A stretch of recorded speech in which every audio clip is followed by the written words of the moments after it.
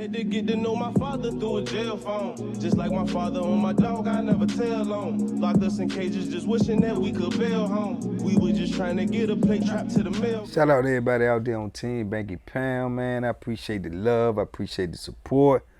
Y'all know I've been talking to y'all about, starting this new podcast, Living Life After Life podcast with Banky Pound and Troy Ketchmore, where today I want to give y'all insight on who Troy Ketchmore is.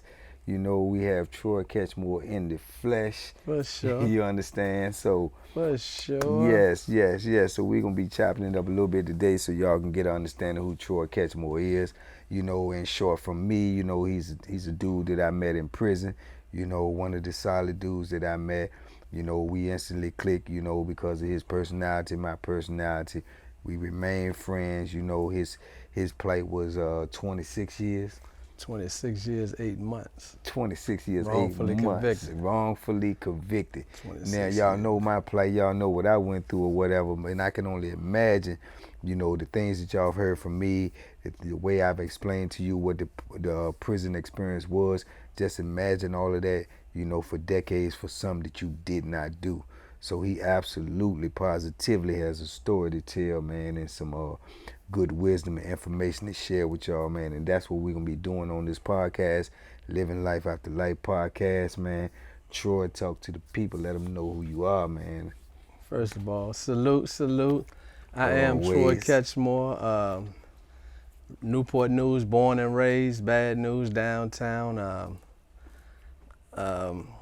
Grew up, going to get it, surviving, getting it how we live.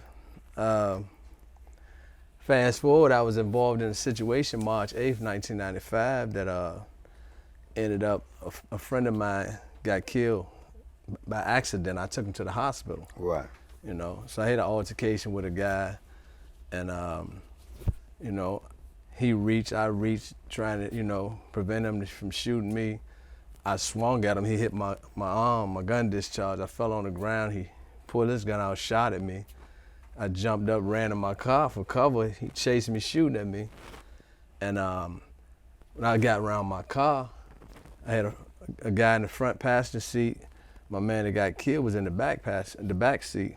They would shoot through the back window to keep him from killing me. And my friend in the back seat accidentally got hit, So I jumped in the car, take him to the hospital.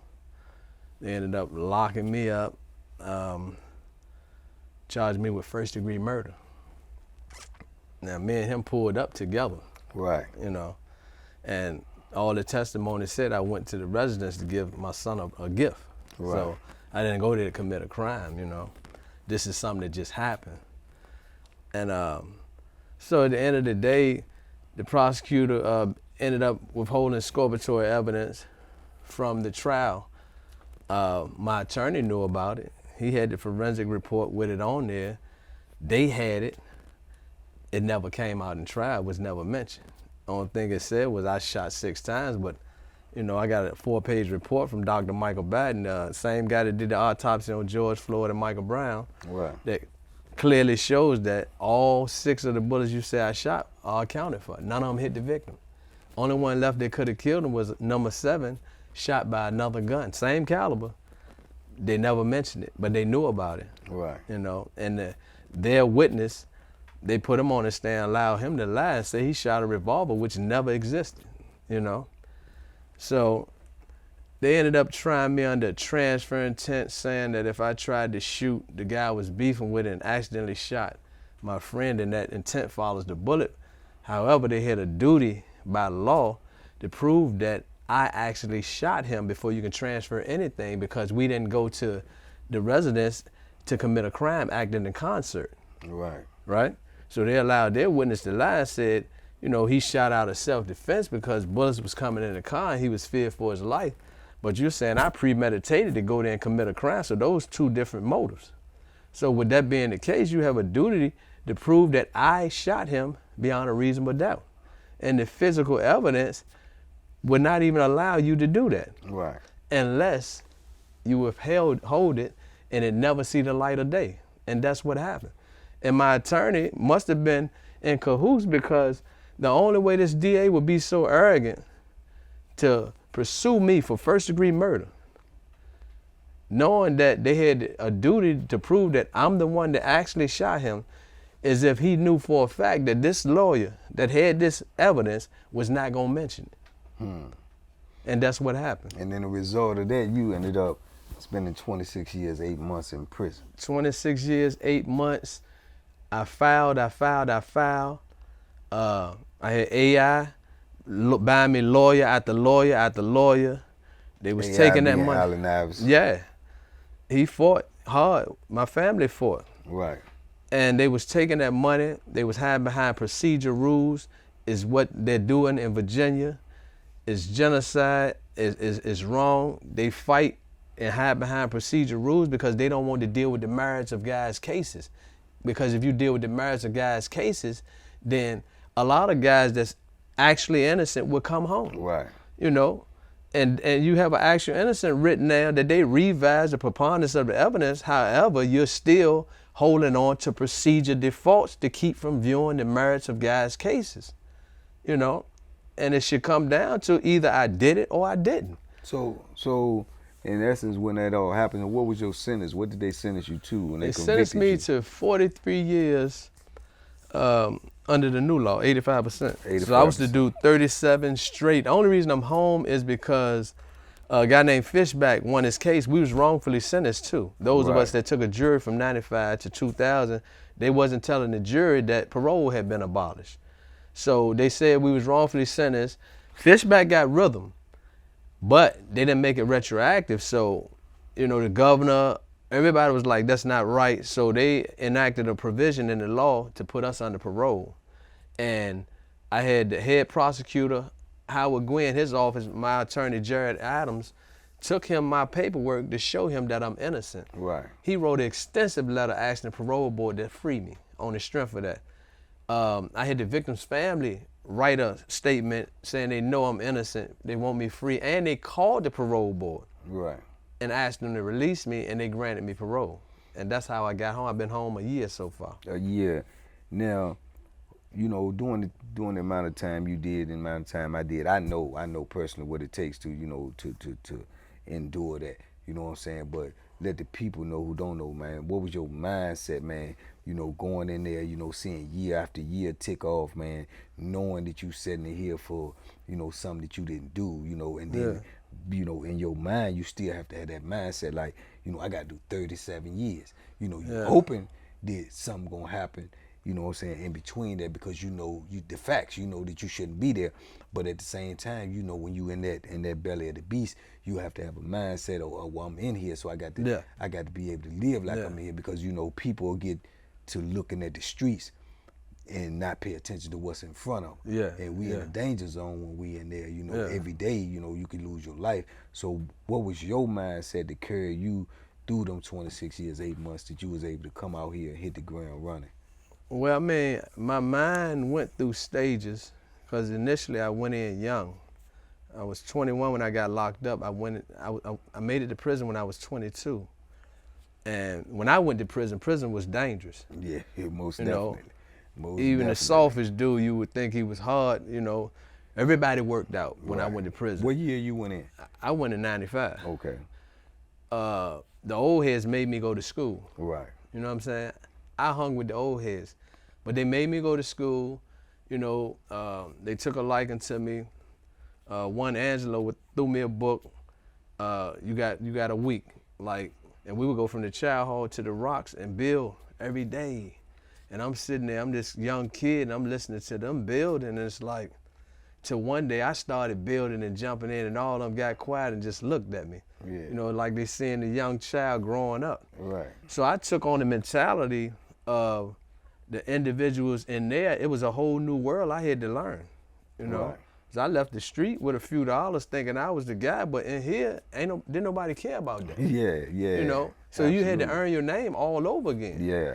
And I remember, you know, situation jumped off on the mountains, man, you know, where they called child and two buildings came out and just clashed. Right. And all you see was dust and stabbing and like, they was getting to it. Like, and I was like, it messed me up because I was like, how did they schedule that? Yeah.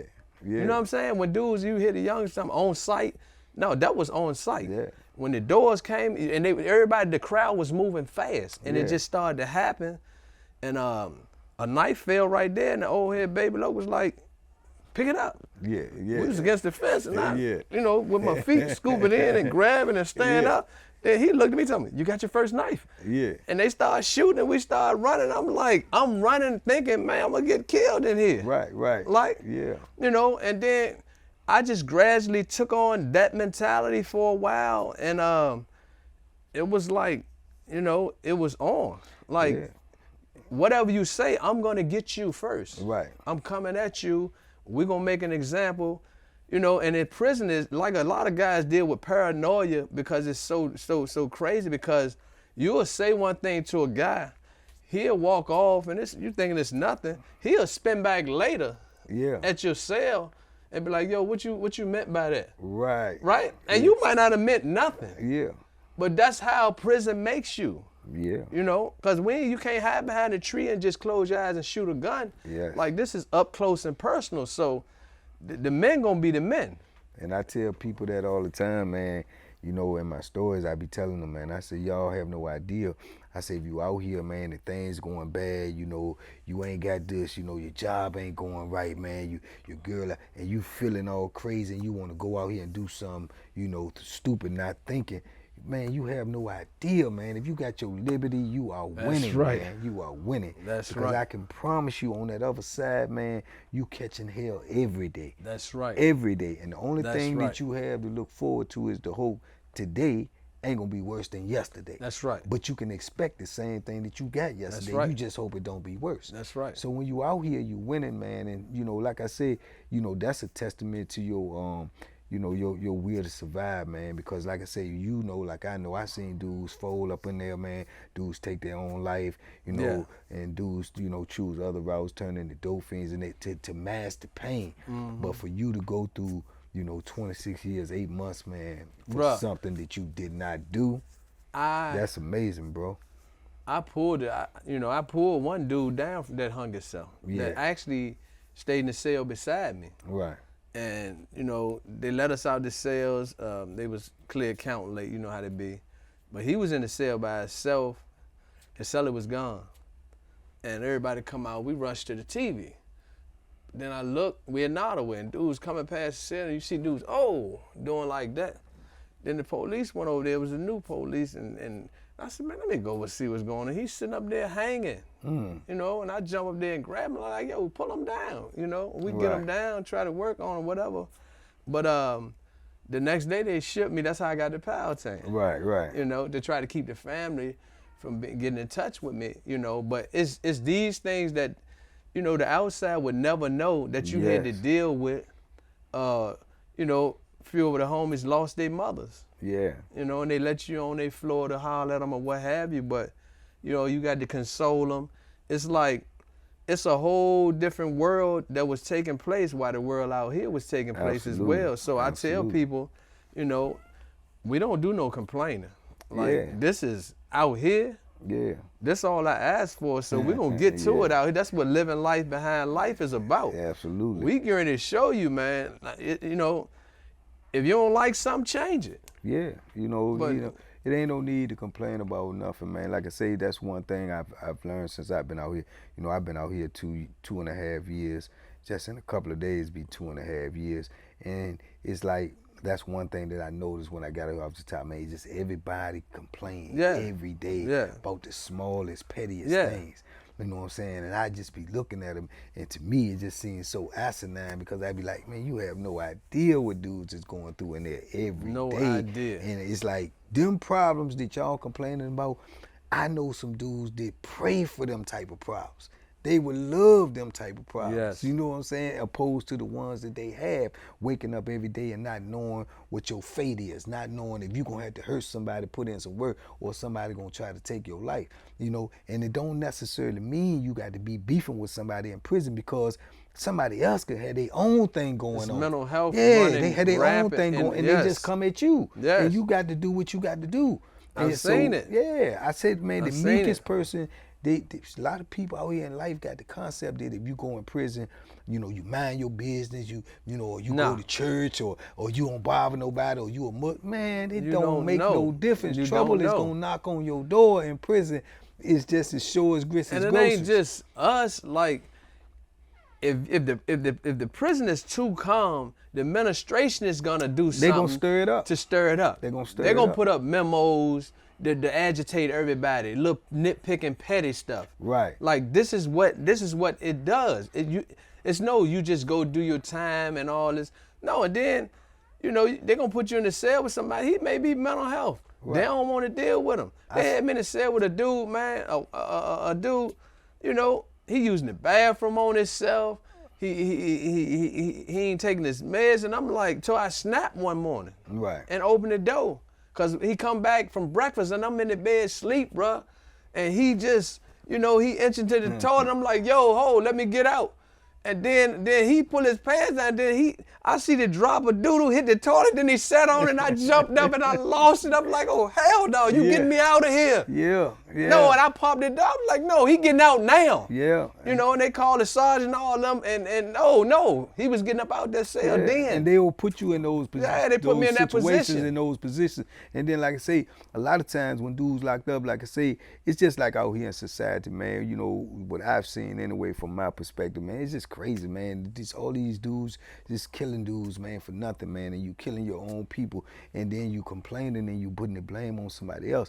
But a lot of times people would take their frustration out on what's in front of them, opposed to who's causing the frustration, you know. And I seen a profound joke today, man. I think it was either today or yesterday, man, and it just stuck in my head. Things like that stick in my head. But what you just said made me think about it. But it was like this dude he's saying, man, if you take a red ant and a black ant and you put them in the jar, and he said they won't do nothing to each other. They'll coexist. They'll survive. Mm-hmm. He said, but if you shake the jar, they'll start to try to kill each other. Yeah. You see what I'm saying? Yeah. And he said they're trying to kill each other because they've been shaken up and they don't know who the enemy is. Yeah. But that's not the enemy. The enemy is the one who shook the jar. Yeah. You see what I'm saying? So that's a metaphor to how prison is and how life is out here. We out here killing each other because we mad about the system. We mad about the way things are. But I didn't do it to you. The same dog bit you, bit me. Yeah, you but see what I'm saying? But see, the clever thing is, if I can put you on remote control, see, they done went from just a whole lot of overt oppression. Like the slick tactic that came into play is to reprogram your consciousness. You could just look at the 60s, our consciousness was totally different. Right. It was more unified. You know, we never had 100%. You're never gonna get 100%. Right. But the bulk of us was on the same page. Now, if we could reshape that consciousness, and like if I hate you, but I could get you to do to yourself what I want to do to you, right, then that's genius. Because I can wipe my hands. Yeah, see? Absolutely. So now they created a new consciousness. So when you look at the 6 o'clock news or you look at the hood, you know, who killing us? We killing us. Absolutely. But we represent a foreign consciousness that killed us. Yeah, absolutely. So we are a bit of that, you know? Yeah. So we say we hate the Klan or we hate this, that, and the third, but they done implanted their consciousness in us and we on remote control. Yeah. So I tell the youngest, say, I'm doing me. I said, you ain't been doing you in a long time. Yeah. When you came to these shores, they took your clothes, gave you theirs. They took your language, gave you theirs. They took your God, gave you theirs. You ain't been doing you in a long time. Yeah. If you look at it from a realistic, conscious perspective, this is what's taking place. That's why we see what we see. Until we attack their consciousness, that's why the program I'm teaching is the think tank. We're dealing with how I thought, how I think, how I should be thinking. Until we attack their consciousness and reprogram the mind of our youth, then we're going to see the same result. Over and over again. We're going to see the same result, you know? Well, tell them, man, what you, I know you had started the foundation to catch more kids even before you got out. So tell them about the Catch More Kids now, man, because I know they didn't moved out of Virginia, if I'm not mistaken, into other cities and well, other Catch areas. More Kids is our nonprofit. Actually, my sister started Catch More Kids, as a dedication to her brother, you know. Right. And that my story, my case put this young lady on a mission, Chanel Ketchmore. So, and our motto is to catch more kids than the street, catch more kids than the drug dealer, catch more kids than the gangs, you know. And we doing this by being active, like 2 feet on the ground, a consistent presence in their lives, a consistent frame of reference. So we do. We about to start the think tank pop-up shops in the projects. Right. You know, we going to the hood because if we have them over here at the library and a lot of people not coming, so we coming in the hood and we're going to pop up out here and we're going to get to it. But we trying to reprogram the consciousness of our people, our mind, because we could deal with the root. You know, we could deal with the root, but if you just focus on changing the mind and not the world, that same old mind going to reproduce the same old world. I don't care where it go. So I hear dudes say, man, now you going back to Virginia, man. I said, yeah, Virginia ain't bad if you ain't going to prison. You know, or I'm ready to move to South Carolina. Yeah, but if you still taking that same consciousness to South Carolina, it's mess out there too. You'll find it. Yeah, and that's the same thing. I used to be in prison. Dudes used to get on one institution and say, man, I'm trying to go to Buckingham, man. I'm trying to go. It's the same thing. Man, you just going from one spot to another. Oh, this spot's sweet. I ain't never seen a sweet prison. See, that's how they got us thinking. That a prison is sweet. Yeah, you done heard that 1,000 times. Like, oh man, Buckingham's sweet. I ain't been in there. One of them that was sweet. Then when you get there, 9 times out of 10 it's worse than the one you came from. But dudes will put that out there and make you think that you missing something. You ain't missing nothing. Only thing you missing is your freedom. Yeah, oppression. That joint, Sweden, they only hit you in the face 1 time over there. Yeah. Y'all getting hit 5 times. Yeah, man. Come on, man. But it's the consciousness. This is what we have to really attack and be careful and understand, because you know this thing they call mental health or whatever. This is real. Yeah. Like we all suffering with something. Yeah. If you find those that say, man, ain't nothing wrong with me, then like they say, you the one insane. Yeah, it's some acute, some chronic, but we all dealing with some issue. Absolutely, and then you know they say that PTSD thing, you know, for people who've been to war and they done been over here doing this and that. I don't know what they think prison is. If it ain't war, it ain't nothing. Listen, I spoke at a Black History program in the prison at Powhatan. Right. I spoke during the day, so we had 2 classes. I was gonna speak at night. They stopped me. The unit manager, she pulled me in her office because the warden was sitting right there, and I said, we suffer from PTSD, post-traumatic Atlantic slave trade disorder. And she said, well, Ketchmore, you can't just say what you feel. I leaned in. I said, you do know the Atlantic slave trade took place, right? Right. You know, this ain't. I said one way or the other. We're all lumped into this situation because that trade, whether you're on this end of it or that end of it, we suffering, right? And man, she tried to tell me that when some people get offended because, you know, these people fought in the military. I said, listen, I'm talking about a Holocaust, woman. What are you talking about? They try to construe it just to military. Yeah. Right? But if you go in my neighborhood, you know, we had a killing last night, a murder last night. You know, if you ask some of the questions that they asked them, soldiers or whatever, when last time have you heard gunshots? Right. Have you experienced this? Have you experienced that? Then where we come from is war zones. What do you mean? Yeah. And people get immune to it because they get, you know, it becomes habit, man, and they used to it, and they become immune to it. And when you become immune to it, man, that just make you more subject to be a victim of it, you know, and we got to change it, man. But like I say, you got to change the mindset.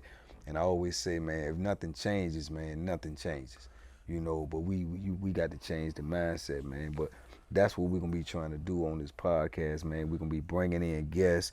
We're going to be talking to people. We're going to be talking to each other. And we're going to be trying to change the narrative, man, of the way the people is thinking and the way they seeing things. And we ain't going to have no cut card, man. We're going to be coming straight across the board. But and we want an honest voice. Like, we want it, like living life after life. Both of us did life. Right. So we want to show, because listen, if you ain't about rehabilitation and helping the next person get back on their feet and get their life back, then you might as well take them out back and shoot them. Right. Don't fake with it. Yeah. Don't fake with it, right? Yeah, absolutely. So now we want to show people that after doing life, you know, wrongfully convicted, I'm still fighting to get it exonerated now.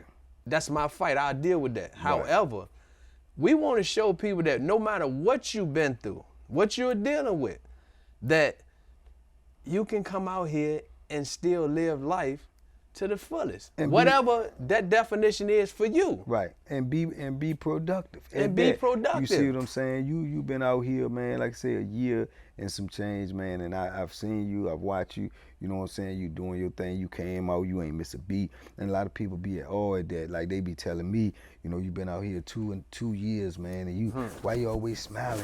You was locked up for 33 years. I said I'm smiling because I ain't locked up now. Exactly. You know what I'm saying? Because I ain't locked up now. You know how many years we had to sit around gritting? Yeah, and then I always hit them. Being serious about everything? I always hit them with the basic answer, man. You know, if I would have came out here being bitter, being mad, you know, would it help? It's not gonna help nothing. No. You see what I'm saying? So yeah, we gonna get it jumping, man, with this podcast, man. So before we wrap up, y'all get ready.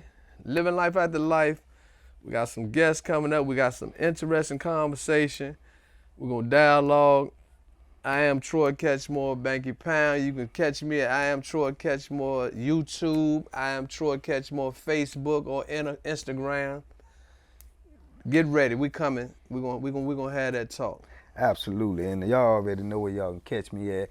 TBP, man, y'all go support Troy Ketchmore, man. Y'all go support all his platforms. Catchmorekids.org. Catchmorekids.org. This is the partner right here. We gonna bring it to y'all live and direct. So y'all stay tuned. Y'all, as always, be safe, be smart, make Shout out to Norfolk State. Norfolk State. For sure.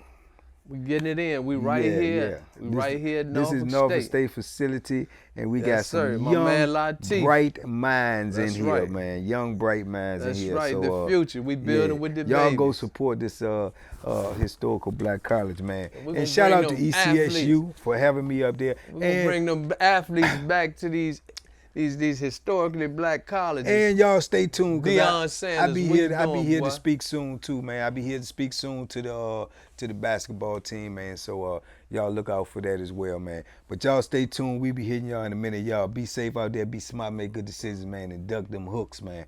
All them hooks. Till next time. Salute. Salute. I had to get to know my father through a jail phone. Just like my father on my dog, I never tell on. Locked us in cages, just wishing that we could bail home. We were just trying to get a plate trapped to the mail.